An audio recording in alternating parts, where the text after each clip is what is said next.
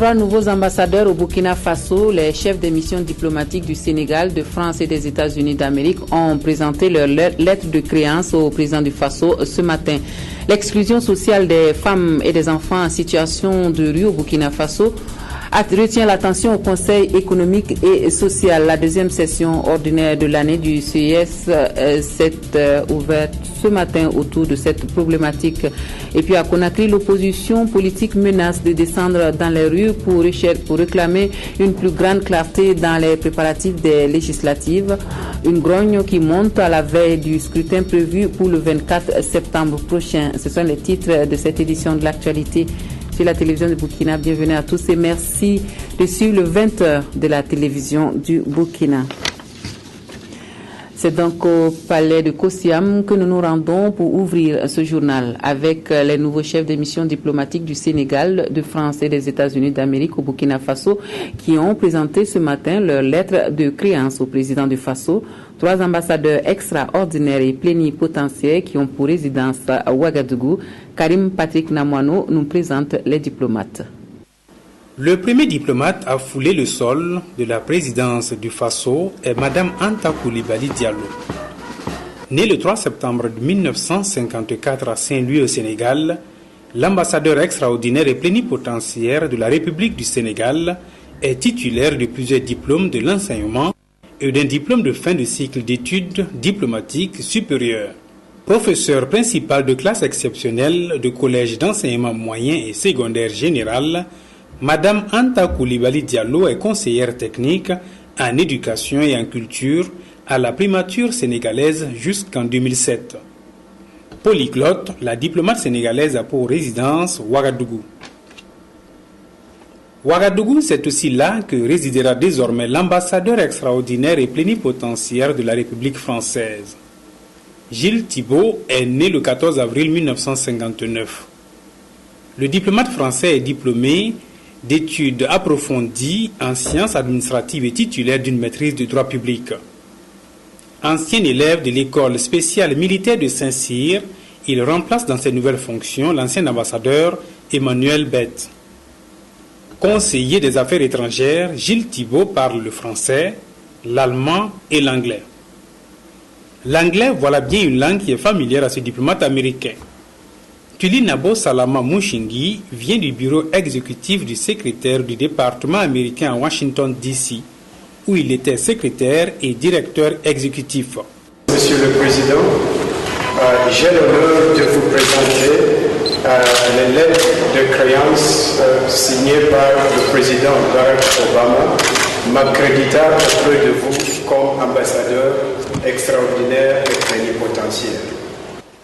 Né le 4 août 1956 à Kinshasa, en République démocratique du Congo, marié et père d'un enfant, Tuli Nabo Salama Mushingi est un universitaire auréolé d'un doctorat, d'un PhD et d'une riche carrière diplomatique. Après avoir servi dans les ambassades de la Malaisie, du Mozambique, du Maroc, de la Tanzanie et de l'Éthiopie, il résidera désormais à Ouagadougou comme ambassadeur extraordinaire et plénipotentiaire des États-Unis d'Amérique auprès du Burkina Faso.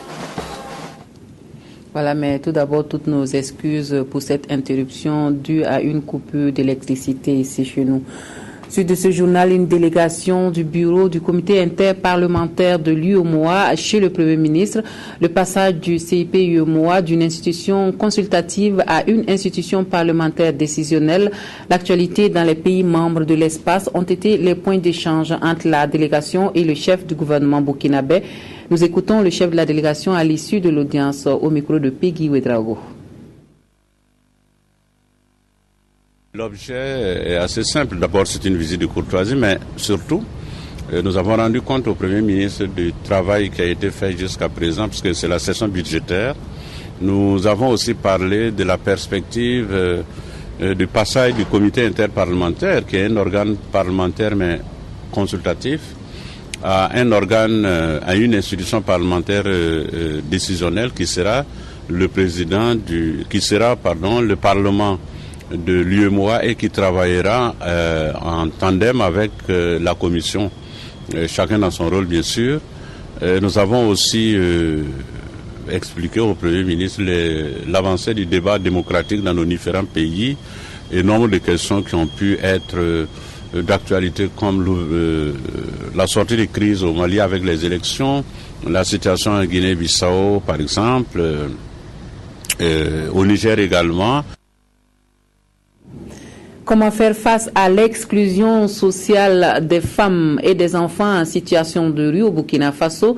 Le Conseil économique et social prend en compte cette question depuis ce matin. Pour sa deuxième session ordinaire de l'année, le CIS veut réfléchir à des stratégies adéquates pour faire face à ce phénomène. Les 90 conseillers sont en conclave à Ouagadougou et ce jusqu'au 11 octobre prochain. C'est Sylvestre Da. La deuxième session ordinaire de l'année 2013 du CES, le Conseil économique et social, ouverte ce 17 septembre, va centrer ses travaux sur la problématique de l'exclusion sociale des femmes et des enfants en situation de rue au Burkina Faso. L'analyse des statistiques des structures de prise en charge des victimes d'exclusion sociale révèle 20 à 40 nouveaux cas de femmes victimes d'exclusion sociale par an au cours des 10 dernières années. S'agissant des enfants en situation de rue, la même étude dénombrait 2200 victimes en 2002. Un chiffre qui est passé à près de 6 000 en 2010.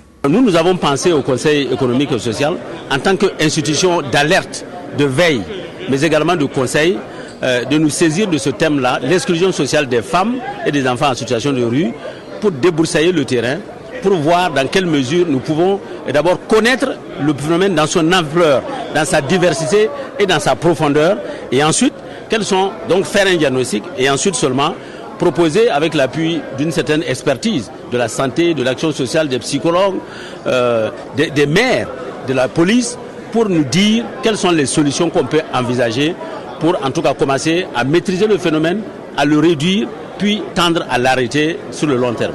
Le Burkina Faso dispose de politiques, de stratégies et d'instruments juridiques conçus par l'État et ses partenaires afin de lutter en amont comme en aval contre l'exclusion sociale. Malgré tout, le phénomène persiste et gagne de l'ampleur. C'est dire donc que les résultats atteints dans la mise en œuvre des différentes approches demeurent largement en deçà des attentes. Et le CES entend interpeller le gouvernement au cours de cette session. Le gouvernement va venir exposer ici les politiques, les instruments, les mesures qui sont à sa possession et comment ces politiques-là sont mises en œuvre et quels sont les résultats. Pour le moment, nous ne voyons pas les résultats, mais ils vont nous expliquer. Et si les résultats ne sont pas probants, il faut que le gouvernement nous dise quelles sont les difficultés et les obstacles qui les empêchent d'atteindre les résultats. La deuxième session ordinaire de l'année 2013 du CES est prévue pour s'étendre du 17 septembre au 11 octobre. 3 semaines de travaux qui vont permettre aux 90 conseillers de l'institution de mettre des recommandations adaptées à la disposition du gouvernement et des partenaires au développement afin de faire face de manière efficace au phénomène de l'exclusion sociale au Burkina Faso.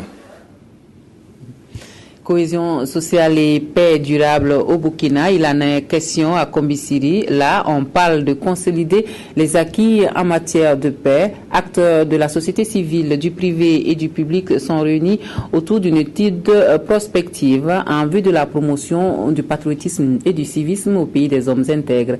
Claudine Bikaba. Les acteurs de la société civile, du privé et du public vont réfléchir durant 3 jours dans le Bazéga sur des stratégies pouvant aboutir à une cohésion sociale au Burkina. La rencontre vise également à apporter des analyses approfondies afin de promouvoir le patriotisme et la tolérance.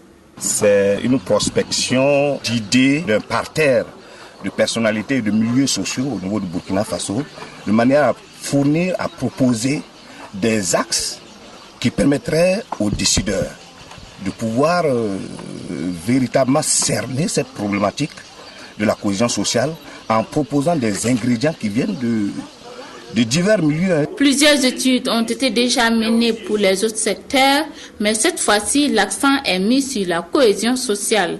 Et nous avons en perspective de mener des réflexions au niveau régional afin d'anticiper également sur les aspects spatiaux du développement national.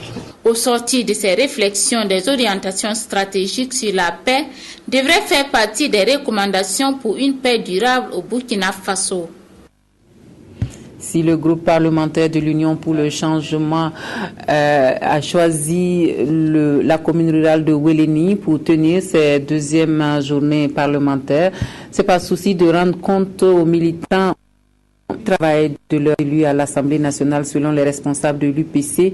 Un objectif visiblement atteint. Les députés ont pu rencontrer les militants dans les localités traversées. Voici pour vous la fin de ces journées parlementaires avec Kwame Bama et Sylvain Vebamba.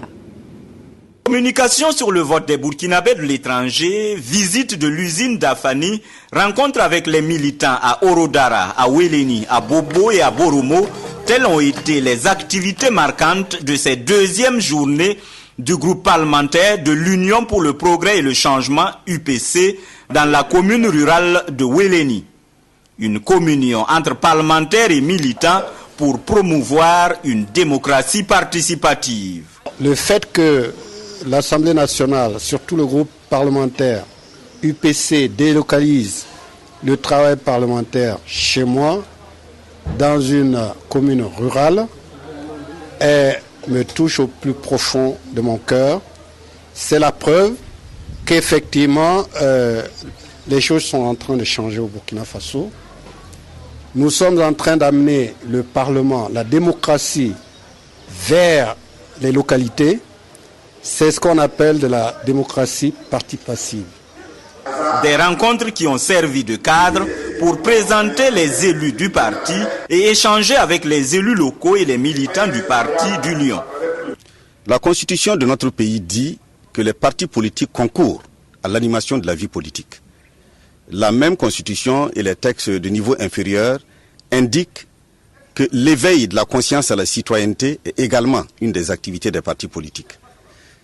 Nous sommes dans cette logique et c'est pourquoi donc nous estimons qu'en marge de nos journées parlementaires, nous devons nécessairement et impérativement rencontrer les responsables au moins, sinon les militants en nombre plus important des villes où nous sommes. Si le choix de Wéléni pour tenir ces journées répond au souci des parlementaires d'aller partout où se trouvent leurs électeurs, il n'en demeure pas moins que l'accessibilité de cette zone relève d'un parcours du combattant. Voilà donc pour ces journées du groupe parlementaire de l'Union pour le progrès et le changement qui se sont tenues à Wéléni.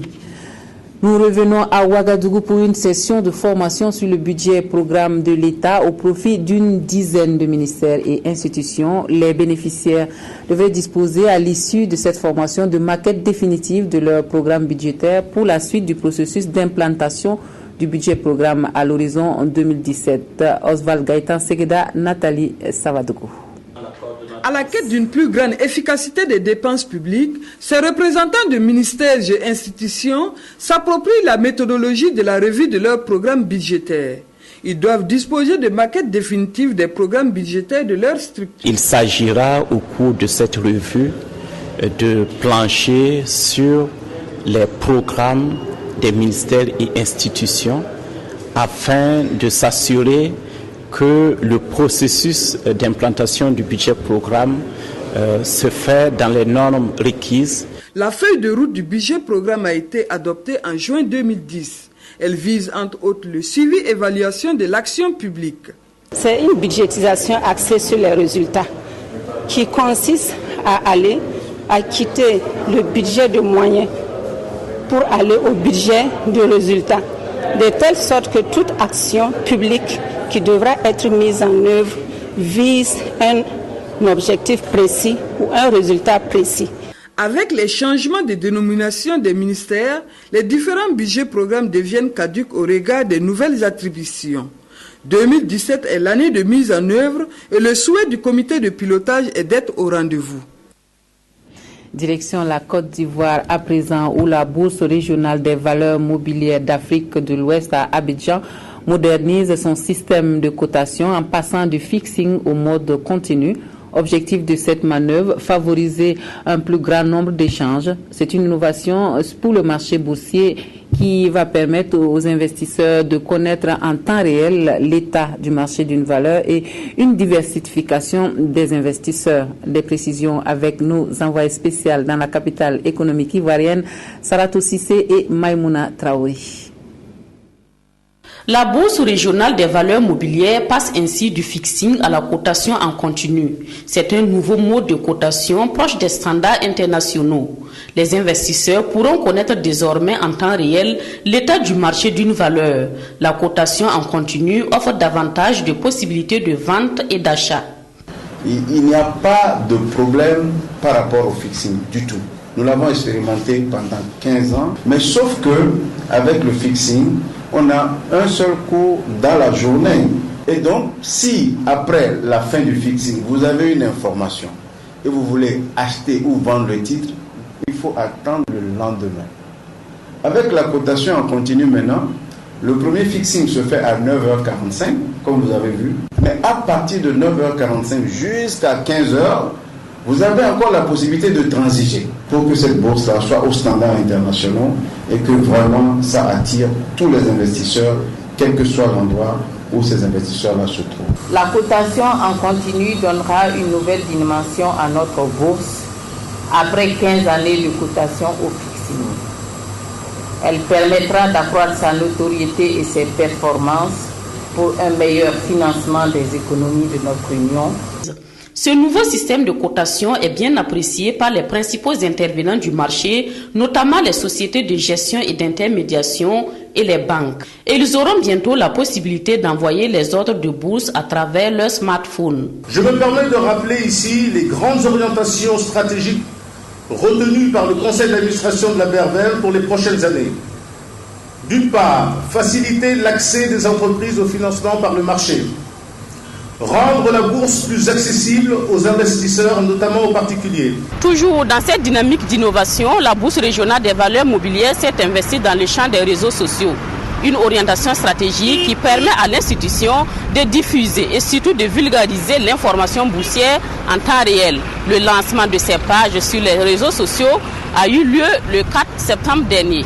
Ces acteurs économiques auront l'opportunité d'échanger avec des investisseurs internationaux. C'est à l'occasion de la 17e conférence annuelle de l'ASEA qui se tiendra du 1er au 4 décembre prochain. Le thème retenu, l'Afrique, des promesses aux réalisations, le rôle clé des marchés de capitaux.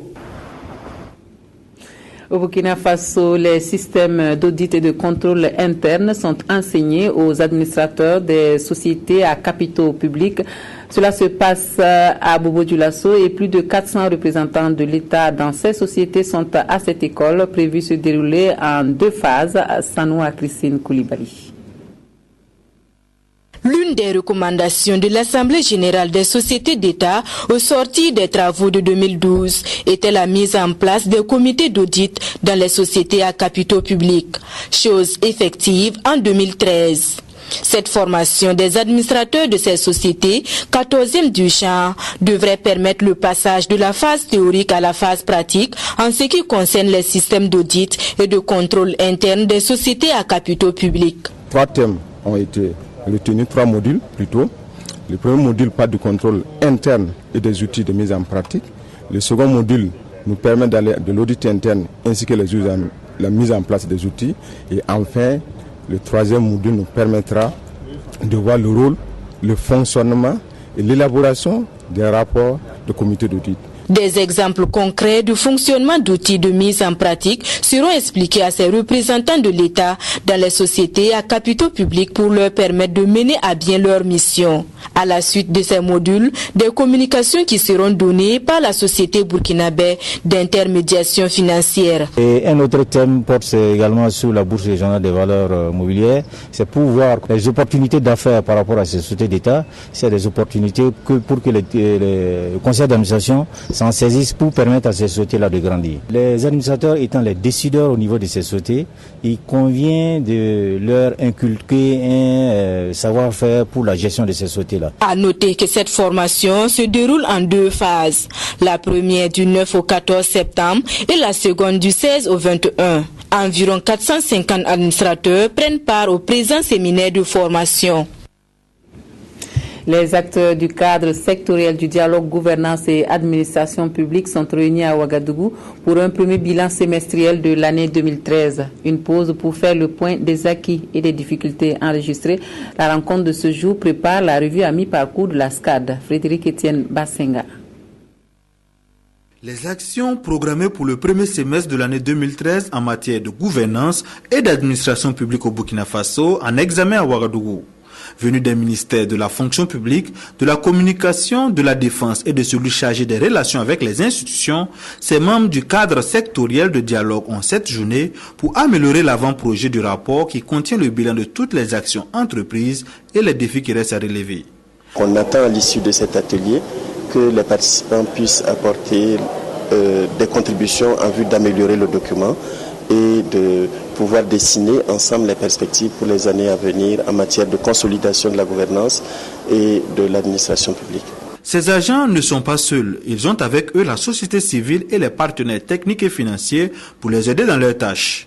Ce rapport à mi-parcours de l'année 2013 sur lequel ces agents devront se pencher a été élaboré par le secrétariat technique du CSD.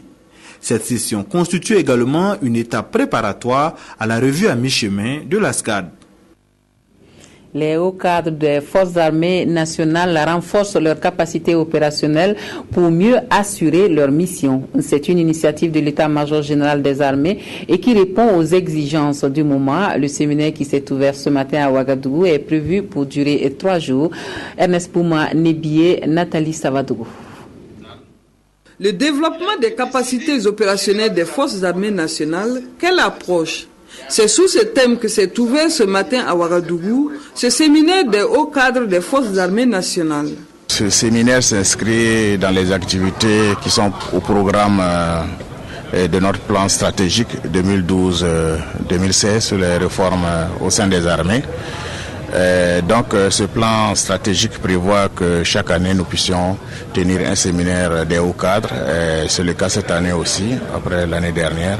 Durant 3 jours, les participants vont au cours d'intenses réflexions et d'échanges élaborer des approches adéquates en vue du développement des capacités opérationnelles des forces armées nationales. Nous allons mener pendant 3 jours des réflexions sur les capacités opérationnelles des forces armées. Vous savez que nous avons de plus en plus des défis sur le plan de la sécurité. Donc nous avons dit quelle approche pour les forces armées pour justement faire face à ces menaces-là. Donc c'est un séminaire qui s'inscrit justement dans un contexte de crise, d'insécurité dans la sous-région. Cette activité dans le programme annuel de l'état-major général des armées va sans nul doute permettre aux forces armées du Burkina, qui sont de plus en plus sollicitées dans le cadre des missions de maintien de la paix, d'être plus efficaces. Parlons énergie à présent. L'extension de la centrale Bobo 2, si elle est achevée, permettra d'accroître l'offre énergétique au Burkina de 40 MW, d'où l'intérêt de la fin de l'ouvrage dans les délais impartis. Où en sont les travaux qui ont commencé depuis juin dernier? Le ministre de l'Énergie est allé chercher la réponse sur le terrain. Sanoua Christine Koulibaly. En vue de disposer en permanence de l'énergie électrique en quantité et en qualité, de pallier une éventuelle indisponibilité de la ligne d'interconnexion Côte d'Ivoire-Burkina et de réduire la forte sollicitation des autres centrales, la nationale de l'électricité a entrepris le renforcement de la centrale Bobo 2 par une tranche additionnelle de 20 MW. À cette première tranche financée par la BOAD et la Sonabel, s'ajoute une deuxième financée par l'État, avec en ligne de mire la gestion efficiente de la prochaine période chaude. Le gouvernement du Burkina a fait un effort et a dégagé 17 milliards pour permettre à la Sonabel d'avoir une autre tranche de 20 MW. Et le pari que nous prenons aujourd'hui avec l'entrepreneur, c'est de faire de telle sorte que cette deuxième tranche additionnelle qui est venue au cours de l'année 2013 soit livrée en fin février 2014. Cela va nous permettre d'affronter la période chaude de 2014 avec la puissance additionnelle et moins de soucis. Un pari jouable pour le représentant de l'entreprise en charge des travaux. On va embaucher ici à peu près 40 personnes pour aider. On travaille 7 jours, presque 24 heures par jour. Si vous venez de faire à 2 heures le matin, on coule. Il n'y a pas de repos, on travaille samedi, dimanche, ça avance. La preuve, on est là 2 mois et demi, on a fait déjà 60% des travaux civils. On va faire tout ce qu'on peut au point de vue politique, financier, main-d'œuvre, etc., pour que ça soit à hauteur qu'on a promis à M. le ministre. À ce stade, l'entreprise dispose de 25% de gain de temps par rapport au délai contractuel. Et si les deux parties honorent leurs engagements, ce sont au total 40 MW qui viendront augmenter l'offre énergétique à partir du mois de février 2014. Le recyclage des sachets plastiques n'est pas sans danger pour la santé. La manipulation des appareils est la source d'inquiétude qui a conduit le Conseil national des professionnels du recyclage des déchets d'équipements électriques et électroniques à élaborer une nouvelle approche qui a été présentée à la presse. Claudine Bikaba. Protéger la jeunesse et la population entière des dangers que représente le recyclage des équipements électriques et électroniques, voilà l'objectif du Conseil national des professionnels du recyclage des déchets d'équipements électriques et électroniques. C'est dans cette optique que s'est tenue cette conférence de presse. Nous avons initié cette rencontre pour partager un peu notre expérience et notre vision dans ce domaine-là qui est, selon nous, une innovation. Et nous sommes dans ce même canal-là, dans une instance de proposition pour que, au niveau du ministère de l'Industrie, du Commerce et de l'Artisanat, nous puissions avoir une possibilité d'actualiser le décret portant classification des corps de métier, des activités artisanales en corps de métier pour l'ouverture d'un nouveau corps de métier. Une approche novatrice dont l'organisation entend travailler à impliquer les autorités du domaine et celles concernées indirectement. En termes d'accompagnement, nous sommes des conseils dans un premier temps, de sorte que ces initiatives s'intègrent dans la planification nationale en matière de gestion des déchets et pour que ces initiatives soient en droite ligne avec nos stratégies au niveau national et également qu'ils s'inscrivent dans le cadre des engagements que notre pays a pris face à la communauté internationale. Le projet ambitionne non seulement créer de l'emploi pour les jeunes, mais aussi de prendre à bras le corps les problèmes environnementaux si afférents. L'Institut international pour la fertilité des sols et le développement agricole apporte sa contribution à l'amélioration de la production agricole au Burkina Faso à travers la professionnalisation des distributeurs d'intrants. L'IFC est appuyé par Agrodia. Dans ce projet, les partenaires au développement du Burkina ont fait une sortie de terrain dans les champs témoins dans le Naouri pour un constat de l'utilisation effective de ces paquets technologiques Oumoussissé. Sur cette parcelle de démonstration à Sapina dans le Naouri, l'Institut international pour la fertilité des sols et le développement agricole IFDC expérimente l'utilisation des semences améliorées et des techniques de fertilisation des champs. Ces expérimentations sont faites à travers le projet de professionnalisation des distributeurs d'intrants agricoles au Burkina Prodib. Les variétés concernées sont le maïs, le niébé et l'arachide. Pour cette première année, nous avons étudié un certain nombre de thèmes. Alors le premier thème, c'est un thème variétal sur le maïs. 3 variétés de maïs que nous avons mis en comparaison. Alors il s'agit du Bondofa, du Barca et du FBC 6. Alors le deuxième thème, c'est la fertilisation. Alors on a essayé de comparer 3 formules d'engrais. L'objectif du centre de transfert de technologie est de renforcer les capacités des producteurs sur le choix des variétés de semences adaptées à leur zone. Il s'agit également de veiller à la bonne utilisation des intrants agricoles par les producteurs. Notre souhait pour les paysans, c'est à ce qu'ils puissent regarder, se parler entre paysans et paysans. Ce ne sera pas la question de la recherche qui est ici, ce n'est pas la prolongation de la recherche dans les champs des paysans, mais c'est donner des possibilités à l'échelle des paysans, pas d'autres paysans comme eux, de prouver, de montrer ce qui est possible pour que les paysans puissent regarder et faire des choix. Le projet Prodib a démarré en 2011. Il a pour but d'accroître la productivité et les revenus de 375 000 paysans de Samandeni, Kaya, Tenkodoro et Pau. Il prend fin en 2014. Un autre projet lancé ce matin à Ouagadougou, celui d'amélioration de la productivité, de la compétitivité, du marketing des légumes traditionnels africains. Objectif, améliorer la diversité de ces légumes pour les populations locales. C'est un apport non négligeable à la sécurité alimentaire. Le projet qui couvre l'Afrique de l'Ouest et du Centre s'expérimente au Burkina Faso. Nathalie Savadogo.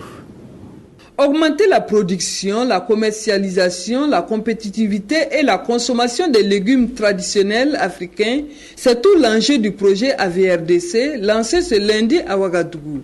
Le projet prend en compte 3 pays que sont le Burkina Faso, le Cameroun et le Ghana. Un projet qui vise également à améliorer l'état nutritionnel et à augmenter les revenus des paysans.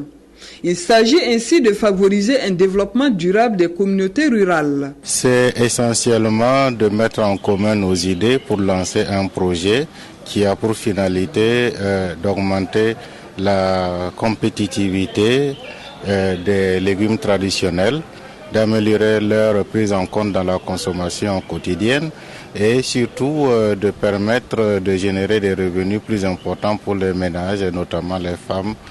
L'initiative du projet AVRDC est positivement appréciée par Insa Izei Konaté, ministre de la Recherche et de l'Innovation. Ce sont des spéculations qui sont importantes parce qu'elles sont finalement faciles à produire. Ça peut fournir également du travail à beaucoup de gens et améliorer le revenu, notamment des femmes. Et vous savez très bien qu'on appelle les femmes courage au Burkina, se lèvent tôt le matin, vont chercher des légumes, et souvent c'est des légumes feuilles.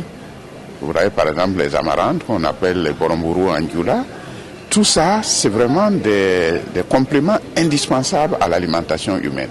C'est pour cela que j'ai tenu particulièrement à venir au lancement de cet atelier-là pour montrer toute l'importance qu'il faut attacher à ces légumes feuilles.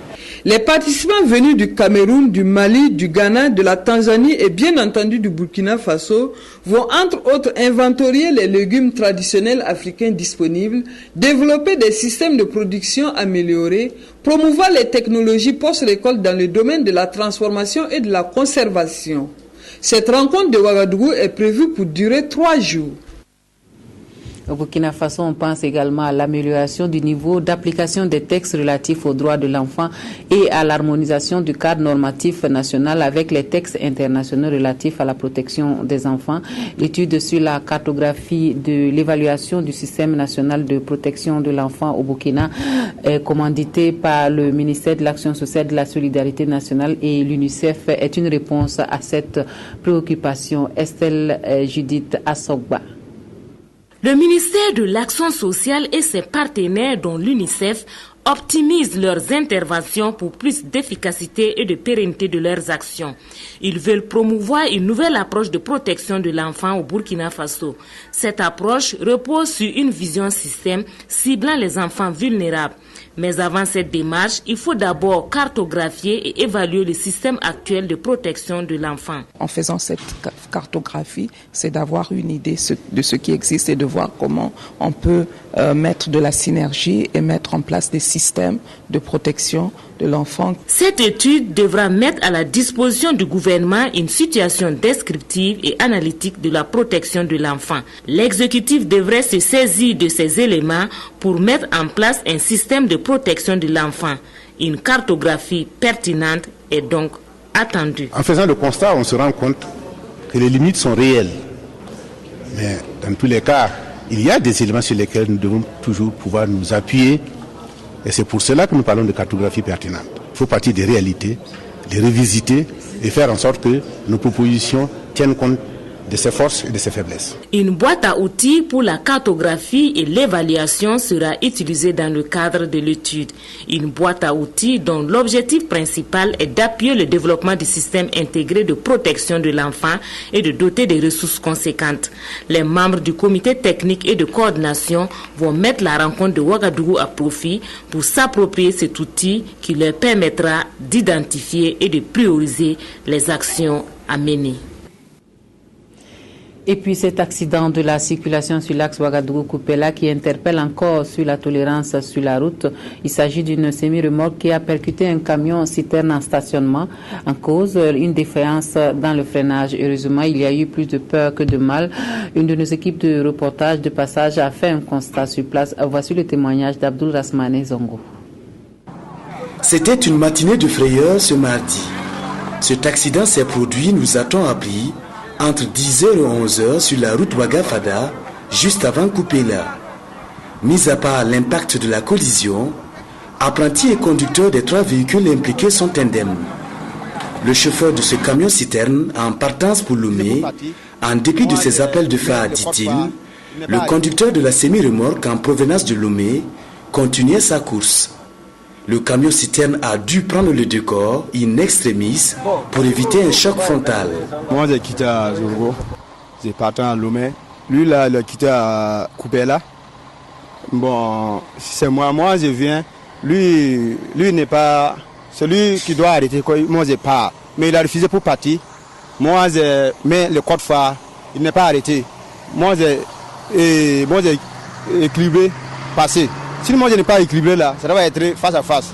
En tout cas, j'ai pris Dieu, comme quelqu'un n'est pas blessé. Le chauffeur incriminé dit avoir demandé la route en vain et n'avait d'autre choix que de continuer son élan avant de se faire surprendre par un obstacle.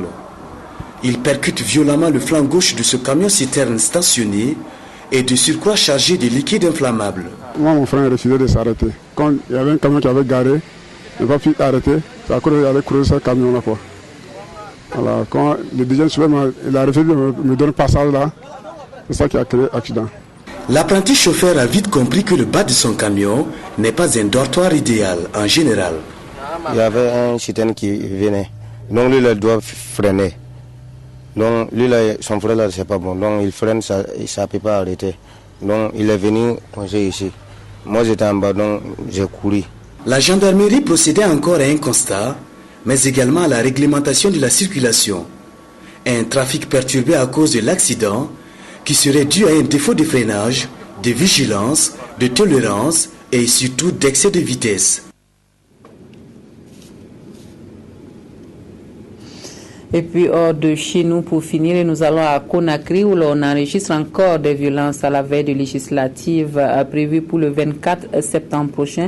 L'opposition qui estime le scrutin mal préparé exige des perspectives claires de cette élection et menace d'envoyer les jeunes militants dans les rues. La tension est donc palpable dans les communes favorables à l'opposition politique. C'est fini pour le 20h de ce jour sur la télévision du Burkina. Merci à vous de nous avoir suivis. Mais restez avec nous pour le rendez-vous du dialogue direct avec le gouvernement. C'est juste après ce journal, à partir de 21h, donc, qui reçoit le Premier ministre sur nos antennes. Une très bonne soirée à tous et à toutes. Je vous retrouve demain.